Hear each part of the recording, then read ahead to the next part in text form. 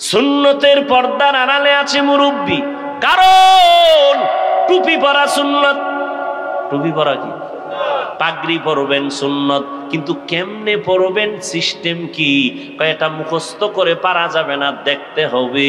কয় কেমনে দেখবা? কয় উলামায়ে আহলে হকের দেখো, তারা যেমনে টুপি পরে এমনে পরে, এটাই মদিনাওয়ালার সুন্নত। বলে কেমনে বুঝলাম? কয় তিনি মন গড়া টুপি পরেন নাই, তিনি তার মুরব্বি যারা উলামায়ে আহলে হক তাদের অনুসরণ করেছেন, তারা তাবেঈনদের অনুসরণ করেছেন, তারা তাবেঈনদের অনুসরণ করেছেন। এভাবে যাইতে যাইতে সাহাবায়ে কেরামের অনুসরণ, আবার সাহাবায়ে কেরাম আমার রসুলের অনুসরণ করেছেন।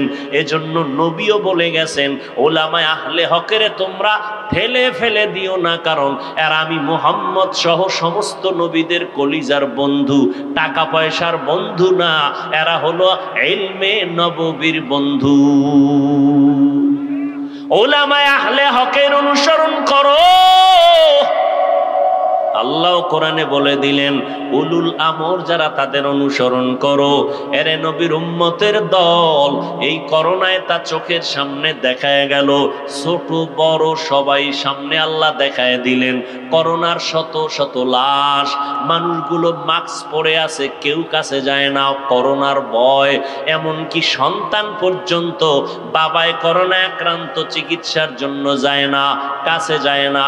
না যাইতে যাইতে বাবায় বিছানায় মরে গেল, লোকের টাকা দিয়ে কয় লাশটা রাস্তার বাইরে ফেলে দাও।